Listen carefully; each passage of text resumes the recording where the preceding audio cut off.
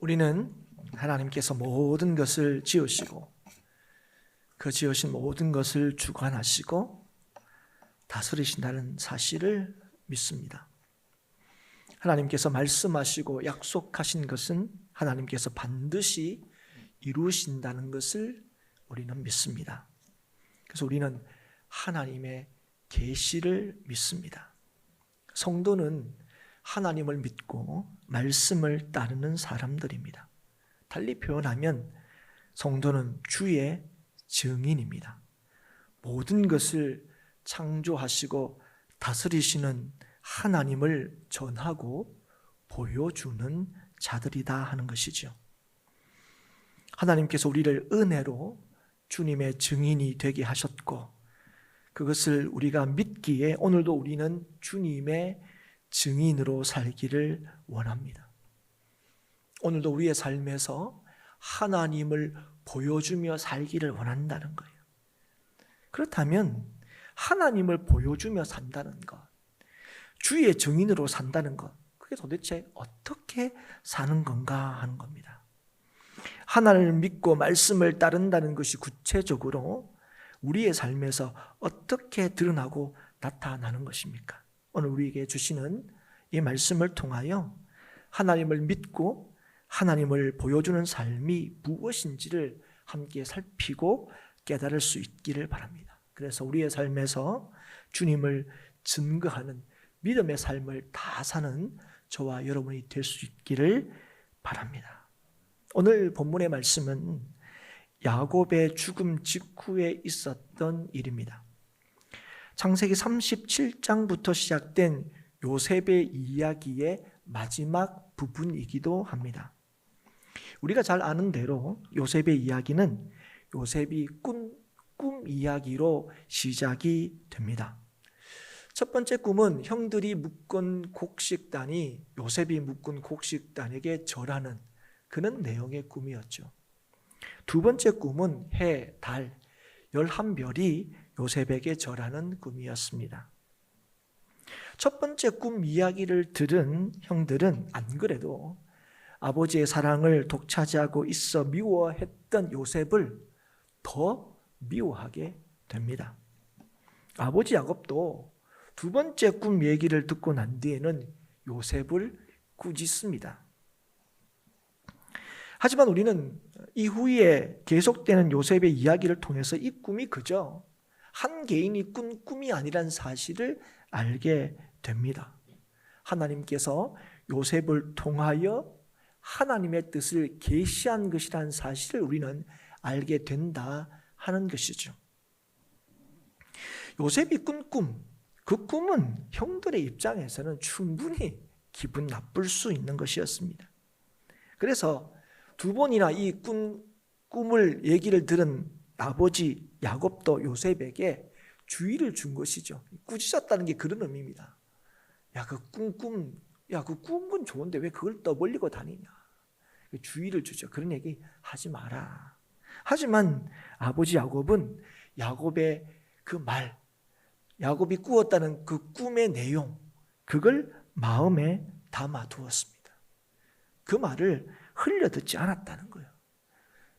지금 당장은 뭐 형들의 마음을 좀 이렇게 기분 나쁘게 할 수도 있고 또 그 꿈들을 우리가 다 이해할 수 없다 할지라도 분명히 그 꿈에는 중요한 뜻이 있다 그렇게 여겼던 것이 분명합니다.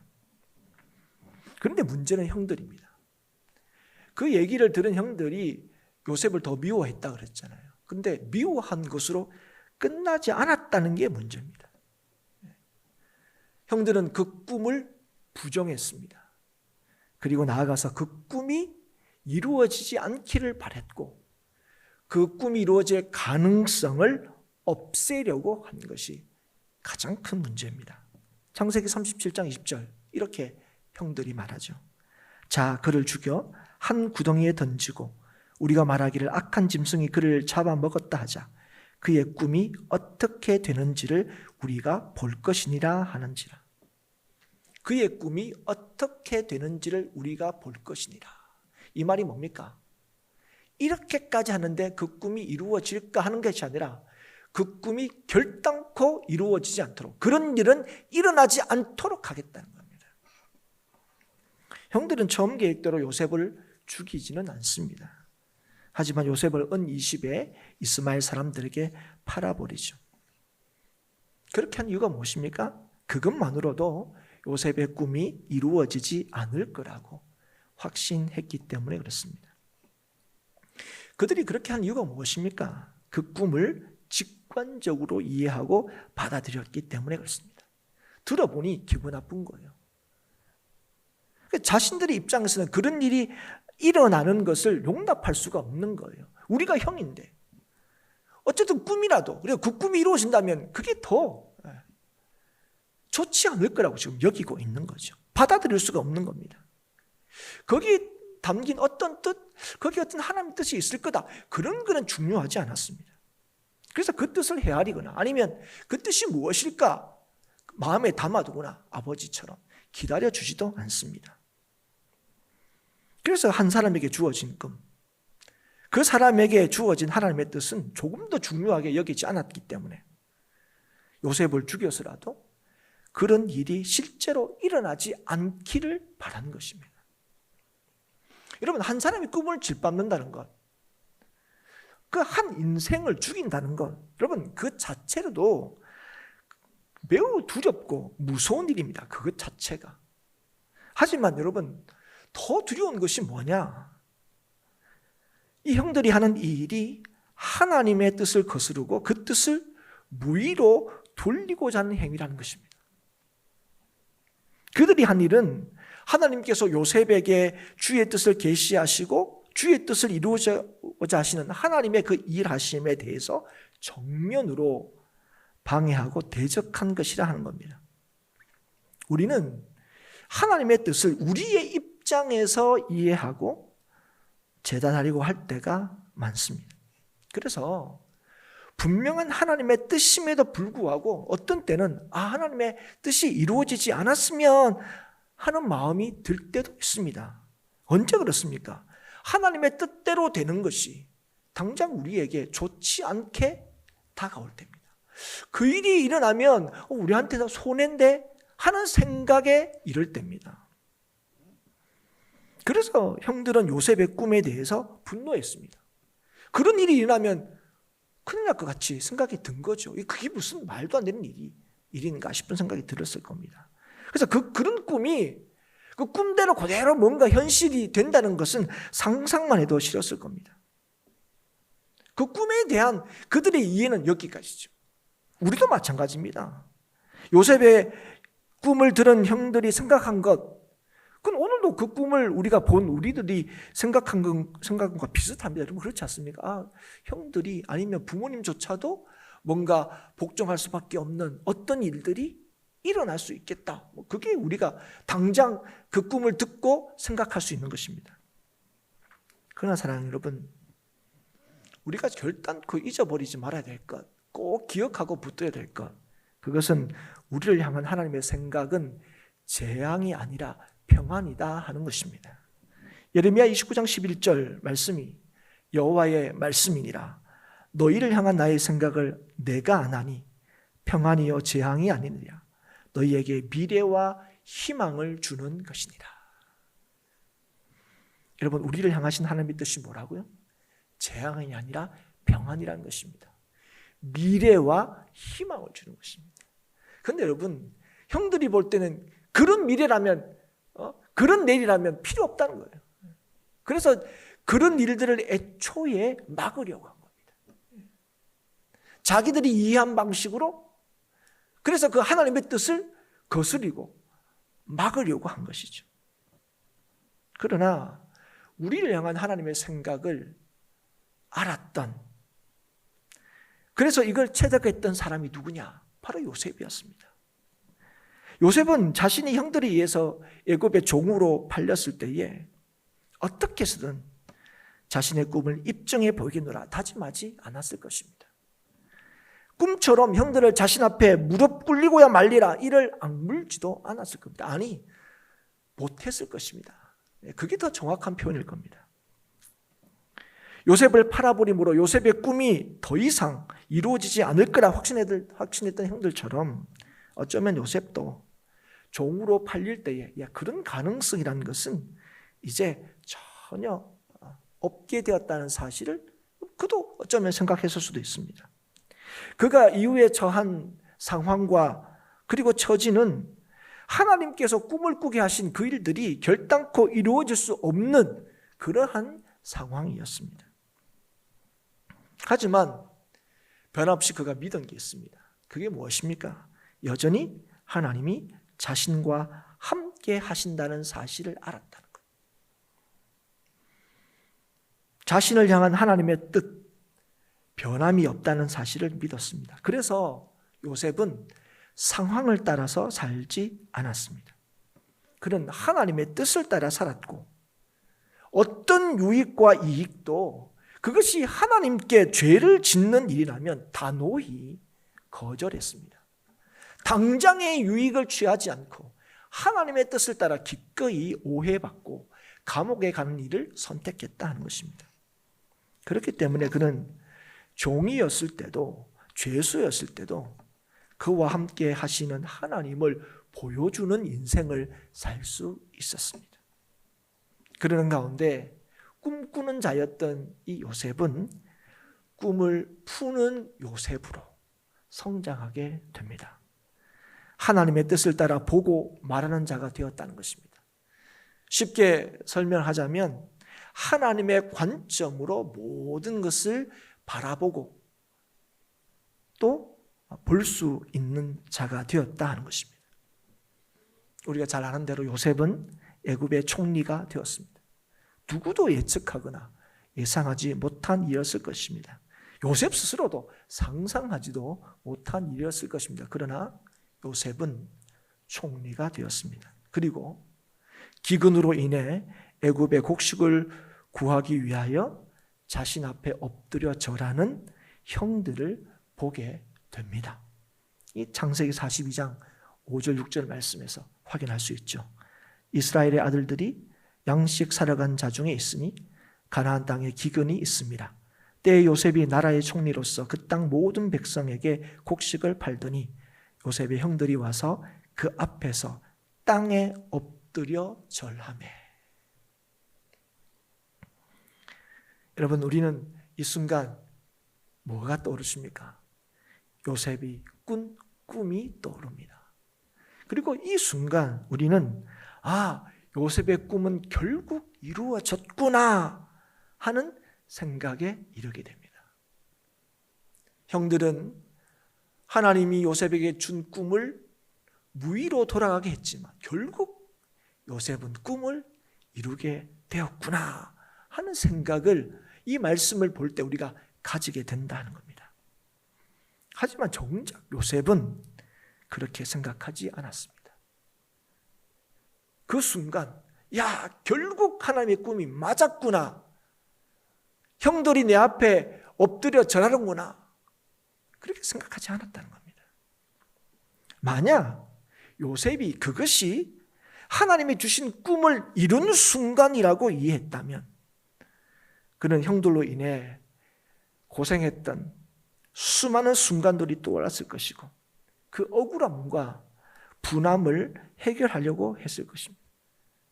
충분히 이제 그런 지위에 있게 된 거죠. 예전에는 팔면 팔리는 그런 연약한 막내 동생이었지만 이제는 온 세상을 호령하는 애굽의 총리가 되었으니 충분히 보복할 수 있는 입장이 된 거죠. 하지만 요셉은 하나님께서 자신에게 꾸게 한 꿈이 무엇인지를 분명히 알게 되었습니다. 형들은 자신들이 팔아버린 요셉이 애굽의 총리가 되었다는 사실 앞에 놀라고 두려워했습니다. 하지만 요셉은 이 일로 통하여 형이 자신을 팔아버린 일, 그래서 자신이 종으로 죄수로 그렇게 고생하며 살았던 모든 일들을 통하여 하나님께서 뜻하시고 이루어진 일이 무엇인지를 분명히 밝힙니다. 이 창세기 45장 5절 말씀, 당신들이 나를 이곳에 팔았다고 해서 근심하지 마소서, 한탄하지 마소서. 하나님이 생명을 구원하시려고 나를 당신들보다 먼저 보내셨나이다. 형들은 지금 동생을 팔았다고 근심하고 있습니다. 총리가 된 요셉 앞에서. 그런데 정작 팔려서 총리가 된 이 요셉은 뭐라고 합니까? 하나님이 나를 당신들보다 먼저 이곳에 보내셨다고 얘기합니다. 여러분, 이걸 통해서 우리가 뭘 알게 됩니까? 요셉은 애굽에 팔려와서 종으로 살 때에도, 억울한 누명으로 옥에 갇혀 죄수로 살 때에도 그 시간들이 원한이 쌓이고 복수심을 불태우는 암울하고 괴로운 시간이 아니었다는 것입니다. 그 시간들이 하나님이 함께 하셨던 시간이었고, 그래서 하나님의 뜻이 무엇인가를 알아가는 시간이었다는 것입니다. 그래서 그 시간들은 절망의 시간이 아니었다는 겁니다. 하나님을 더 알아가고 누리는 시간이었다는 겁니다. 그렇기 때문에 하나님께서도 요셉의 인생 가운데 가장 답답하고 막막했을 것 같은 이 종과 죄수로 살았던 그때, 요셉의 인생을 이렇게 펼쳐 보였을 때는 야, 이때 요셉이 가장 고생했을 거라고 누구나 생각할 수 있는 그때에 대해서 하나님께서 뭐라고 말씀하고 계십니까? 창세기 39장 23절 하반절입니다. 여호와께서 그를 범사에 형통하게 하셨더라. 요셉이 그 시간들을 어떻게 깨닫고 기억하고 있는 겁니까? 형들 때문에 지지리도 고생했던 순간이 아니라 하나님께서 함께 하심으로 나를 형통하게 하신 시간으로 깨닫고 알게 되었다는 것입니다. 요셉이 형들을 용서할 수 있었던 것은 그가 총리가 되었기 때문이 아닙니다. 어떻게든 형들이 잘못했지만 결과가 좋지 않습니까? 어떻게든 내가 총리가 되었지 않습니까? 그래서 그를 용서한 게 아닙니다. 그래서 아령을 베푼 게 아닙니다. 형들로 인해 겪었던 과거의 시간이 어떻게 쉽게 잊혀질 수 있겠습니까? 어떻게 그게 용서가 쉽게 될 수 있겠습니까? 근데 그가 형들을 진심으로 용서할 수 있었던 이유는 형들로 인해서 겪었던 이 과거의 시간들이 억울한 시간이 아니라 생명을 구원하시기 위한 하나님의 뜻을 이루는 시간이었다는 사실을 알게 되었기 때문에 그렇습니다. 구원하시기 위한, 구원을 위한 하나님의 은혜의 시간이었다는 사실을 체득했기 때문에 그렇습니다. 그래서 요셉은 형들에게 자신을 판 일로 인하여 근심하거나 자책하지 말라고 말할 수 있었던 것입니다. 결과가 좋았기 때문이 아닙니다. 자신의 위신과 체면 때문이 아닙니다. 이 모든 일들이 하나님의 작정하심과 섭리가 있었다는 사실을 배우고 알게 되었기 때문입니다. 요셉은 하나님의 은혜를 알았기에, 그 모든 과정 속에 하나님의 은혜를 입었기에 형들을, 자신을 판 형들을 용서할 수가 있었던 것입니다. 여러분 꼭 기억하십시오. 누가 사람들을 품을 수 있느냐? 누가 사람들을 용서할 수 있느냐? 누가 사람들을 바르게 대할 수 있느냐? 하나님의 은혜를 경험하고 아는 자들입니다. 내가 남들보다 더 부유해지면, 내가 남들보다 더 넉넉해지면, 내가 남들보다 인격적으로 더 성숙해지면 다른 사람을 바르게 대할 수 있는 게 아니에요. 그 사람을 품을 수 있는 게 아닙니다. 하나님의 은혜로 인하여 오늘 내가 되었다는 사실을 아는 사람, 진실로 하나님의 은혜로 내가 지금의 내가 있는 것이고 앞으로의 내가 있다는 사실을 확신하는 사람이 오늘 다른 사람들을 용서하고 품을 수 있고 그 사람을 주의 뜻대로 대할 수 있다 하는 것입니다. 하지만 아버지 야곱의 죽음 이후에 보인 형들의 모습을 통해서 형들은 그렇지 않았다는 사실을 우리가 확인할 수가 있습니다.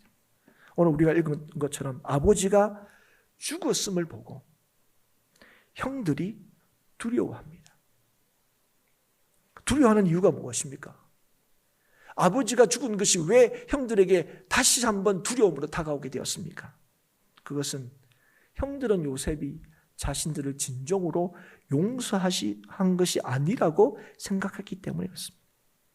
여러분, 형들 입장에서 또 뭐 인간적으로 볼 때는 야, 그런 일들을 쉽게 용서할 수 있나? 그런 일들을 쉽게 잊을 수가 있나? 그게 여러분 누구나 생각할 수 있는 그런 일반적인 생각입니다. 그래서 형들은 어떻게 생각했느냐?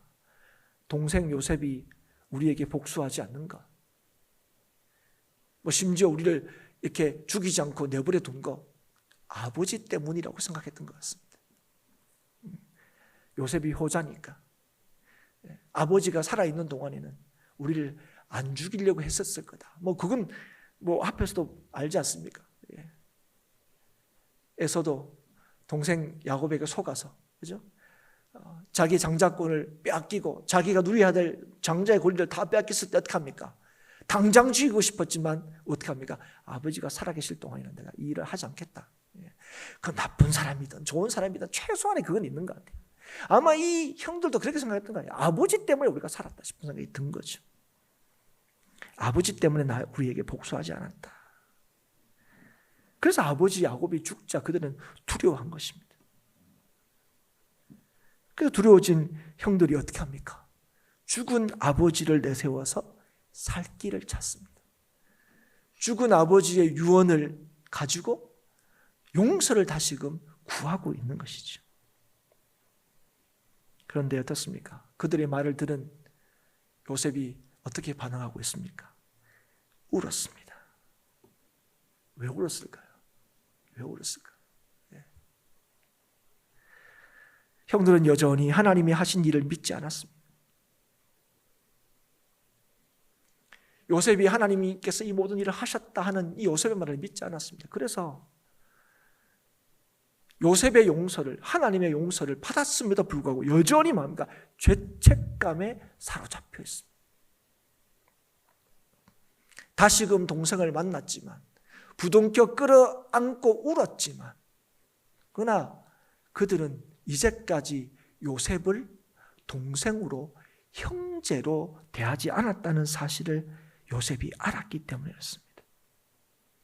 요셉이 이 상황을 통해서 뭘 알게 된 겁니까?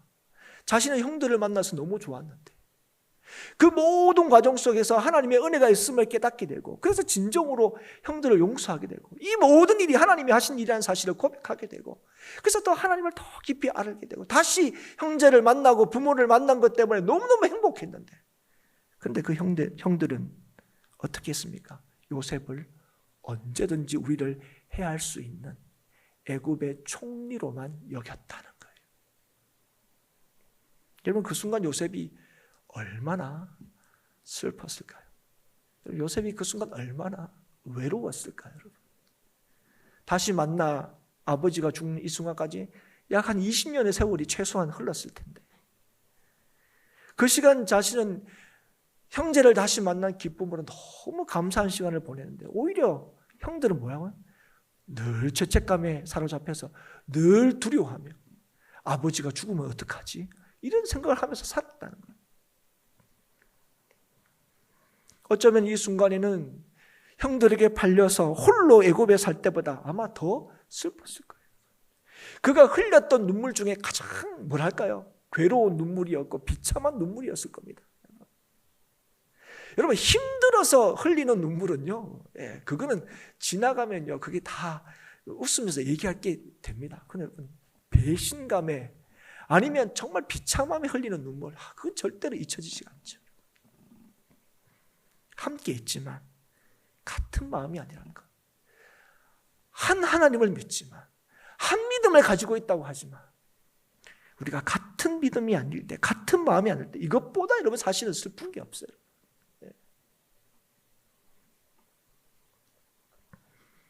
요셉은 아버지 때문에 형들을 용서한 게 아닙니다. 체면과 위신 때문은 더더욱 아닙니다. 하나님 때문에 형들을 용서한 겁니다. 하나님이 이 모든 일을 하셨다는 사실을 요셉이 알았기 때문에 형들을 용서한 것입니다. 그러나 요셉의 형들은 믿지 않았습니다. 하나님이 하신 일을 믿지 않았습니다.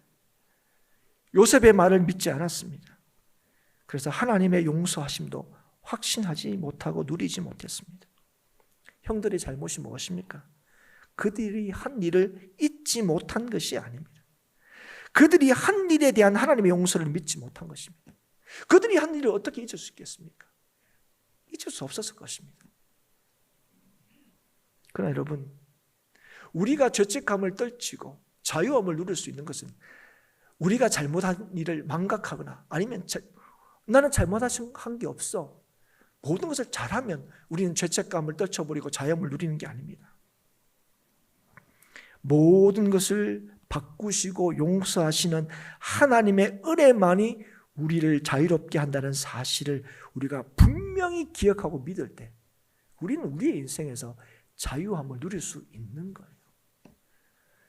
그런 죄를 지었음에도 불구하고, 그런 나이였음에도 불구하고 하나님께서 모든 것을 바꾸셔서 선을 이루시고 하나님께서 나를 구원하셨다는 사실, 그걸 우리가 확신하고 믿을 때, 그래서 우리가 예수 그리스도의 십자가의 은혜와 보혈의 공로를 붙들 때 우리는 자유함을 누릴 수 있는 거예요. 그러나 그 자유함을 누리지 못한 형들은 아버지가 죽고 난 뒤에 다시금 종을 자처하며 요셉 앞에 엎드리는 거예요. 그게 18절입니다. 여러분, 이 모습은 앞에서도 한번 우리가 본 거죠. 여러분, 이 18절의 이 말씀은 요셉의 꿈이 이루어졌다는 것을 다시 한번 확인시켜 주는 게 아닙니다. 여러분, 이건 이미 요셉의 꿈의 내용도 아니고 이것이 요셉의 꿈이 이루어졌다는 걸 보여주는 것도 아닙니다. 이걸 통해서 다시금 우리에게 보여주는 게 무엇입니까? 요셉에게 꿈을 꾸게 하신 하나님의 뜻이 무엇인가는 걸 다시 한번 분명하고 선명하게 드러내 보여줍니다.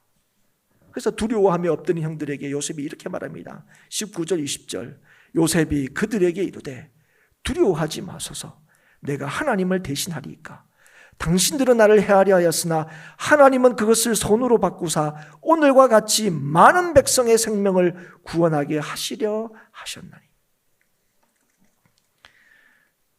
하나님께서 요셉에게 꿈을 꾸게 하심으로 일어난 모든 일, 형들이 요셉을 미워하고 결국 요셉을 팔아버리고 팔린 요셉이 수많은 어려움과 고난의 시간들을 보낸 이 모든 일들이 많은 백성을 구원하시기 위한 하나님의 뜻이었다는 사실을 분명히 보여주고 있습니다.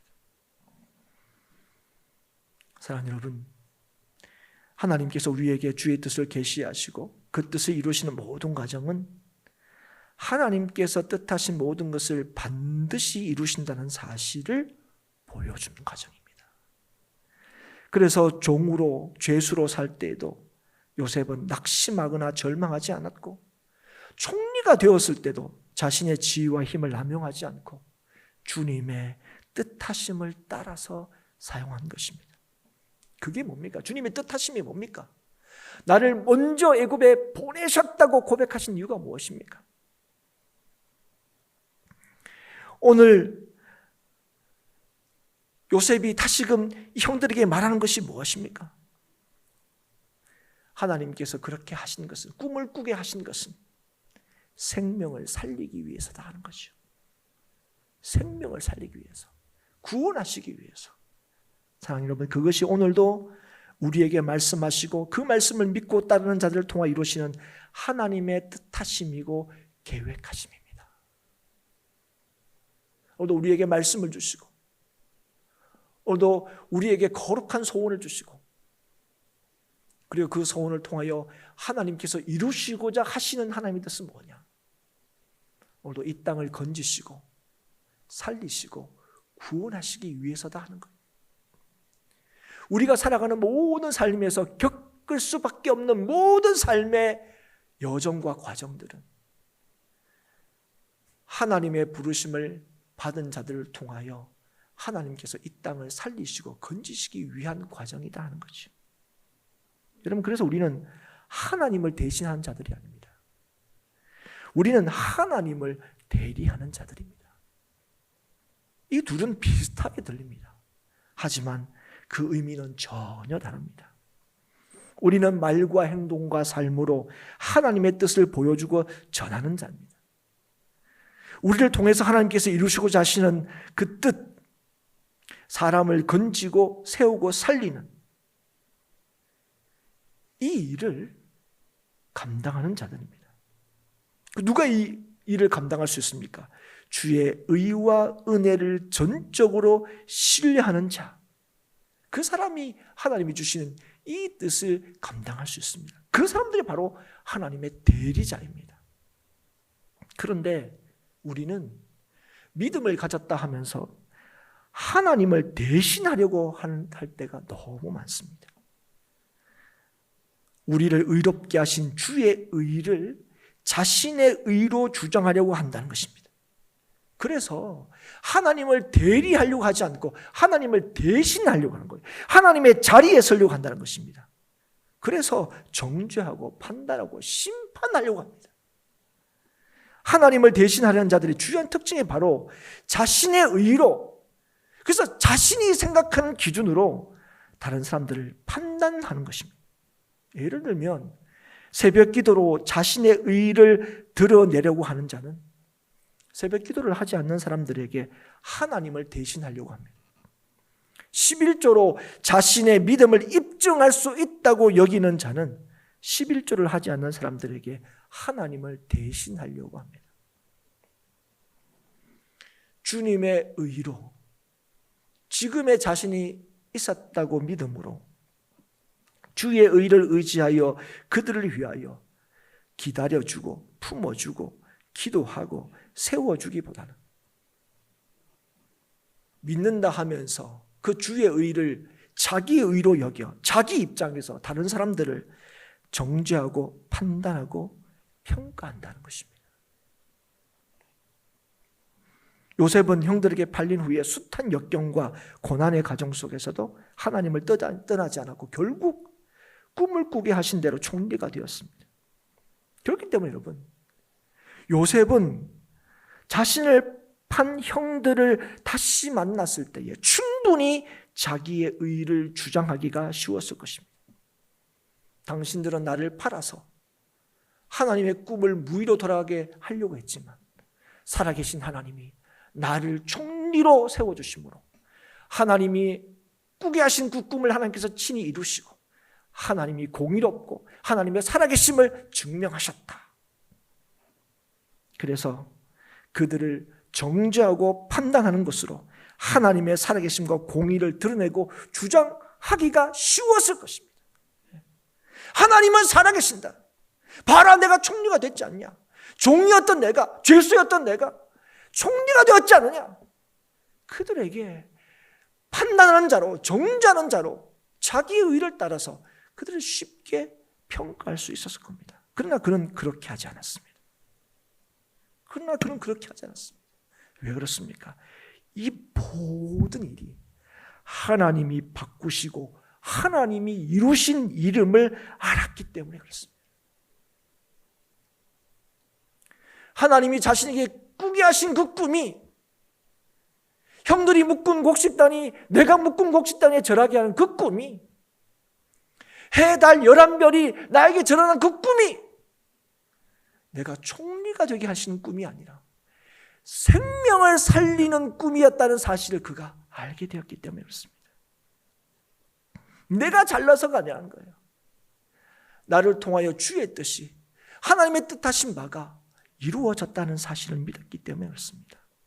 그래서 모든 것을 이루신 분이, 그리고 앞으로도 모든 것을 이루실 분이 오직 하나님이심을 요셉이 믿었기 때문에, 알았기 때문에 주의 주신 것을 가지고 복수하는 것이 아니라 여전히 자책감에 시달리고 여전히 자유함을 누리지 못하는 그들에게 어떻게 나의 이 용서를 그런 식으로 받았느냐, 화를 내지 않고, 이제까지 내가 그들을 그렇게 잘해줬는데 기껏 하는 게 이런 얘기냐, 화를 낼 만한데 하나님께서 주신 그 놀라운 힘과 권위를 가지고 기꺼이 형들과 형들의 자녀들까지도 돌보겠다고 하며 그들을 위로할 수 있게 된 것입니다.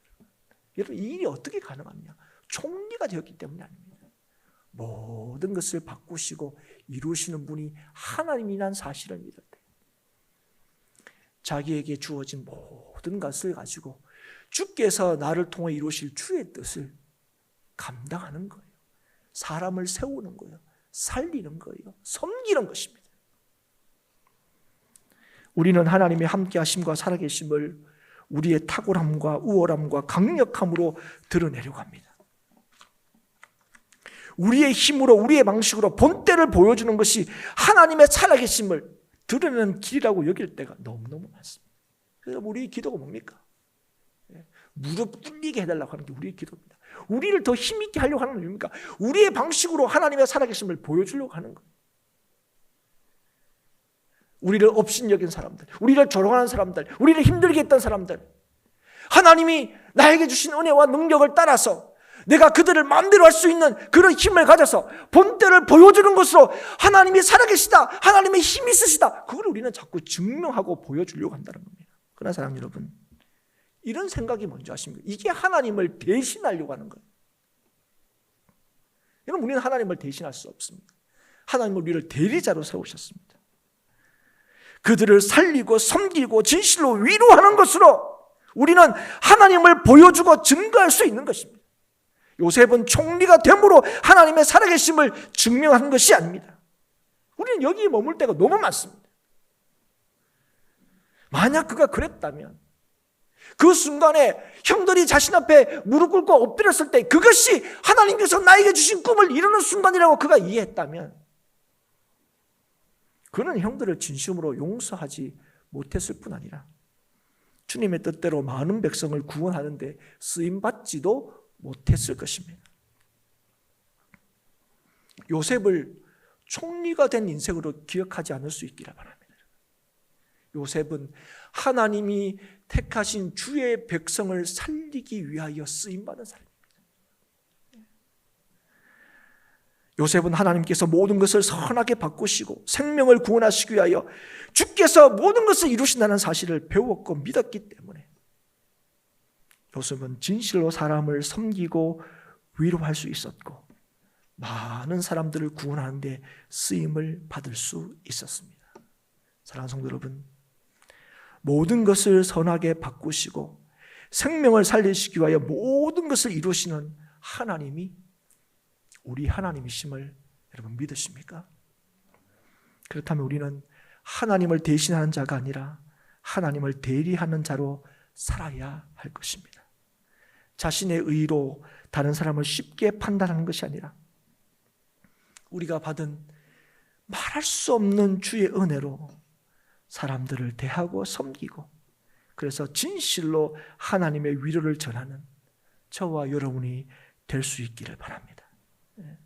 그럴 때 여러분, 우리는 진실로 이 땅을 살리는 주님을 증거하고 전하는 자로 살아갈 수 있고 우리를 통하여 많은 자들이 생명 얻는 일이 이루어지는 놀라우신 구원의 역사를 보게 될 줄 믿습니다.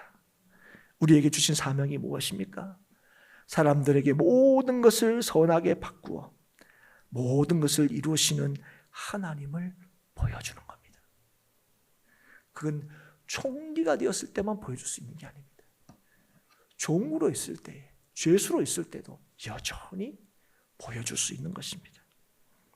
그래서 모든 순간, 모든 과정에서 하나님께서 우리에게 주신 사명, 살리고 구원하는 일들이 저와 여러분의 삶 가운데 변함없이 이루어질 수 있기를 바랍니다. 이게 오늘도 우리에게 말씀하시고 말씀을 친히 이루시는 하나님, 우리를 향하신 하나님의 뜻이고 계획입니다. 이걸 믿음으로 오늘도 주의 증인으로 살아갈 뿐 아니라 세상을 살리는 저와 여러분, 우리 행복한 교회가 될 수 있기를 주의 이름으로 축복합니다.